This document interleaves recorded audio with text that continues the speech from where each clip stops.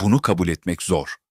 Ama bazen en çok sevdiğini düşündüğün kişi, sana en çok zarar veren kişi olabilir. Ve daha da zor olan şu, bunu fark etmek istemezsin. Çünkü fark ettiğin an her şey değişir. Çünkü birini sevmek sadece bir duygu değildir. Aynı zamanda bir inançtır, bir bağdır, bir hikayedir, bir anlamdır. Ve sen o hikayenin gerçek olmasını istersin. Onun iyi biri olduğuna inanmak istersin.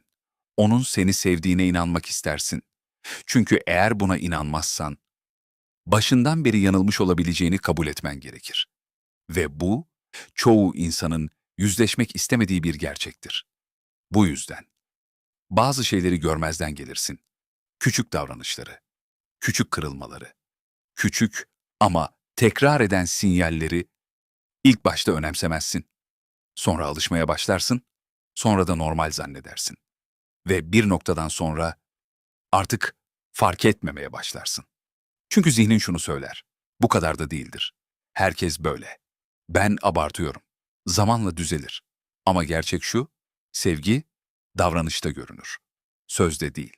Sözler seni ikna edebilir. Ama davranışlar gerçeği gösterir. Ve davranışlar asla yalan söylemez. Ve eğer biri seni gerçekten seviyorsa, bazı şeyleri asla yapmaz. İşte bu videoda. Seni seven birinin asla yapmayacağı 10 gerçek davranışı göreceksin. Ve muhtemelen bu videonun bir yerinde durup düşüneceksin, ben aslında neyi sevmişim? Birinci, seni sürekli değersiz hissettirmez, seni seven biri, seni küçültmez, seni aşağı çekmez, seni eksik hissettirmez, seni olduğundan daha küçük hissettirmez.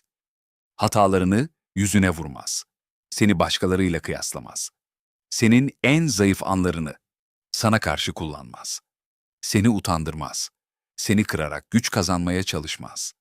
Tam tersine, yanında kendini daha yeterli hissedersin, daha güçlü hissedersin, daha değerli hissedersin. Çünkü sevgi seni büyütür, seni kendine yaklaştırır. Eğer bir ilişkinin içinde sürekli yetersiz hissediyorsan, orada sevgi değil, bir eksiklik vardır. Ve o eksiklik çoğu zaman sana ait değildir. İkinci, seni görmezden gelmez sevgi, ilgidir. Sevgi, fark etmektir. Seni seven biri, seni merak eder. Ne hissettiğini, ne düşündüğünü önemser. Sen konuştuğunda gerçekten dinler. Sessiz kaldığında bile seni fark eder. Sadece söylediklerini değil, söyleyemediklerini de anlamaya çalışır. Ama biri seni sürekli görmezden geliyorsa, mesajlarını geçiştiriyorsa, sadece işine geldiğinde iletişim kuruyorsa, bu sevgi değildir. Bu alışkanlıktır. Ve alışkanlık, sevgi gibi hissettirebilir. Ama derininde boşluk vardır. Üçüncü, seni sürekli belirsizlikte bırakmaz. Sevgi netliktir. Sevgi kafa karıştırmaz. Seni seven biri seni tahmin etmek zorunda bırakmaz. Onu çözmeye çalışmazsın. Onu anlamak için kendini yormazsın. Acaba ne hissediyor diye düşünmezsin. Çünkü davranışları açıktır, tutarlıdır, netlik içerir. Ama biri seni sürekli belirsizlikte tutuyorsa, bir gün yakın, bir gün uzaksa, bir gün sevgi dolu, bir gün tamamen soğuksa, bu bir bağ değil, bir döngüdür. Ve bu döngü seni yorar. Bu bir oyun olabilir. Dördüncü, sınırlarına saygısızlık etmez, seni seven biri seni zorlamaz. Sınırlarını test etmez. Sınırlarını ihlal etmez. Seni zor durumda bırakmaz. Hayır dediğinde bunu kabul eder. Israr etmez. Baskı kurmaz. Seni suçlu hissettirmez. Seni manipüle etmez. Çünkü gerçek sevgi zorlamak değil, anlamaktır. Ve anlamak saygı gerektirir. Saygı olmayan yerde sevgi uzun sürmez. Beşinci, seni değiştirmeye çalışmaz. Sevgi dönüştürmeye çalışmaz. Seni seven biri seni olduğu gibi kabul eder. Seni bir proje gibi görmez. Seni düzeltilecek biri gibi görmez. Seni eksik bir şeymiş gibi hissettirmez. Elbette gelişmeni ister. Ama seni yeterli hale getirmeye çalışmaz. Çünkü onun gözünde zaten yeterlisindir. Eğer biri seni sürekli değiştirmeye çalışıyorsa, orada kabul yoktur. Sadece beklenti vardır. Ve beklenti zamanla baskıya dönüşür. Altıncı, seni yalnız hissettirmez, birinin yanında olup yalnız hissetmek. İşte bu en ağır duygulardan biridir. Çünkü fiziksel olarak yalnız değilsindir ama duygusal olarak tamamen yalnızsındır. Seni seven biri yanında güven hissi yaratır. Konuşmasan bile anlaşılmış hissedersin. Sessizlik bile rahatsız etmez. Eğer bir ilişkide yalnız hissediyorsan, orada fiziksel varlık vardır. Ama duygusal bağ yoktur. Ve bağ olmadan sevgi de yoktur. 7. Seni sadece işine geldiğinde sevmez, gerçek sevgi. Şartlara bağlı değildir. Duruma göre değişmez. İhtiyaca göre açılıp kapanmaz.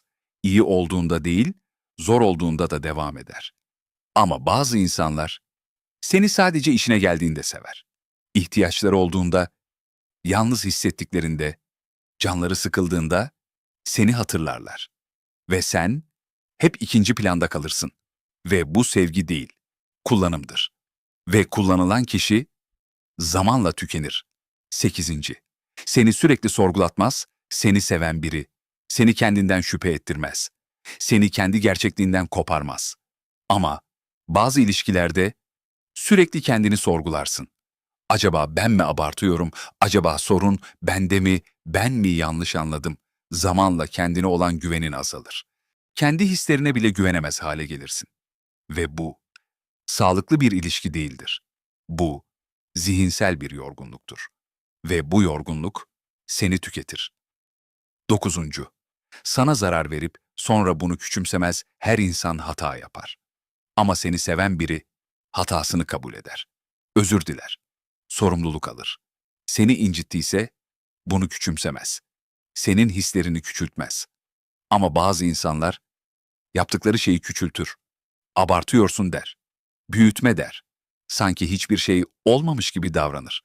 Ve bu seni daha da yalnız bırakır. Çünkü artık sadece incinmezsin, anlaşılmamış da hissedersin. 10. Seni kendine yabancılaştırmaz, en önemli işaret bu olabilir. Seni seven biri, seni kendine yaklaştırır. Kendin olmanı sağlar. Kendin gibi hissetmeni sağlar.